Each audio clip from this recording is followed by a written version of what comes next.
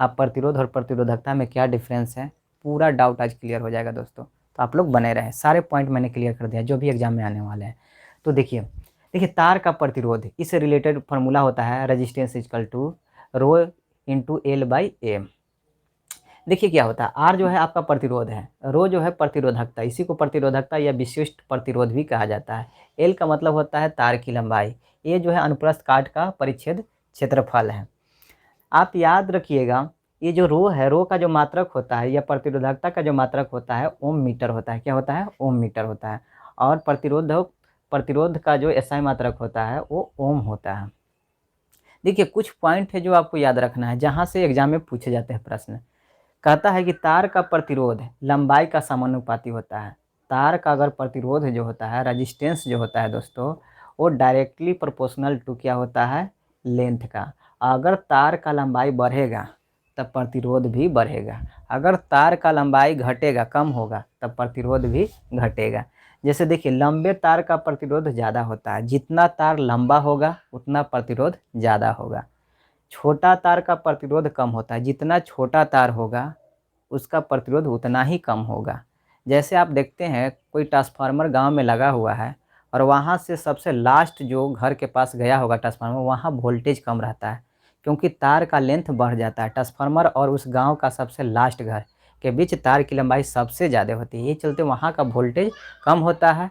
लेकिन ट्रांसफार्मर जो जहाँ लगा है और वहाँ के पास का जो घर होता है वहाँ वोल्टेज ज़्यादा होता है, क्योंकि जब इलेक्ट्रिसिटी फॉलो करती है तो उसको रोकने का काम करता है प्रतिरोध। तो इसलिए प्रतिरोध का बहुत बड़ा रोल होता है तार के लंबाई पर, क्योंकि तार जितना बड़ा होगा प्रतिरोध उतना ही ज़्यादा होगा, तार जितना छोटा होगा प्रतिरोध उतना ही कम होगा। इस बात का आप लोग याद रखिएगा। दूसरा है कि तार का प्रतिरोध एवं मोटाई का व्युत्क्रमानुपाती होता है। मोटाई कहने का मतलब इसका क्षेत्रफल कह सकते हैं। काठ का जो होता है ना, अगर कोई तार है वो जितना मोटा होगा, मोटे तार का प्रतिरोध कम होगा, जितना ज़्यादा मोटा होगा उसका प्रतिरोध कम होगा।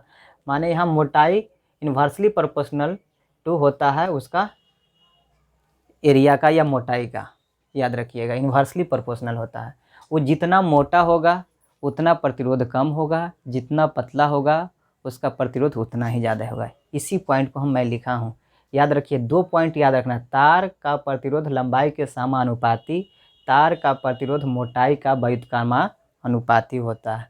मोटे तार का प्रतिरोध कम होता है और पतले तार का प्रतिरोध ज़्यादा होता है। तार जितना पतला होगा उतना प्रतिरोध ज़्यादा होगा, याद रखिएगा। अब अगला पॉइंट है जो आपको याद रखना चाहिए कि यदि तार लंबा एवं ज़्यादा पतला हो तो उसका प्रतिरोध स्वाधिक होगा।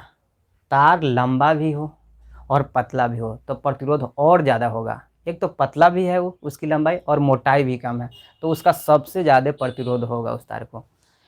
दूसरा पॉइंट है कि यदि तार छोटा है और ज़्यादा मोटा है, छोटा भी है और मोटा भी है, तो उसका प्रतिरोध न्यूनतम होगा, बहुत ही कम होगा।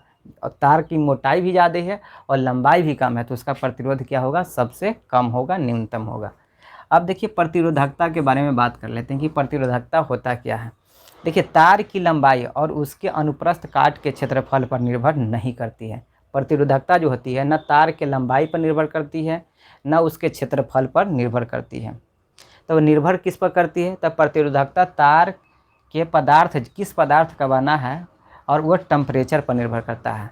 किस पर निर्भर करता है? पदार्थ पर निर्भर करता है कि वह किस तरह का पदार्थ है, और उसके टेम्परेचर पर निर्भर करता है कि वह कितना गर्म है और कितना ठंडा है। तो याद रखिएगा जो रेजिस्टेंस है, यहाँ हम लिखे हैं कि रेजिस्टेंस जो है वह लंबाई पर भी निर्भर करता है और उसके एरिया पर भी निर्भर करता है। लंबाई बताया ना कि जितना लंबा उसका प्रतिरोध उतना ज़्यादा, जितना छोटा उसका प्रतिरोध उतना कम। जिसका मोटाई ज़्यादा तार की तब प्रतिरोध कम, पतला तार की तो मोटाई भी प्रतिरोध ज़्यादा। और इस मटेरियल पर डिपेंड नहीं करती है। प्रतिरोध जो होता है लंबाई पर और एरिया पर डिपेंड करता है, मटेरियल पर डिपेंड नहीं करता है, माने पदार्थ पर डिपेंड नहीं करता है। ये जो है प्रतिरोधकता जो है, रो का जो वैल्यू होता है वो आपका लंबाई पर डिपेंड नहीं करता है, एरिया पर भी डिपेंड नहीं करता है, लेकिन मटेरियल पर डिपेंड करता है। वो किस तरह के पदार्थ का बना है इस पर वो डिपेंड करता है। तो इस तरह से आप लोगों ने देखा कि प्रतिरोध क्या होता है।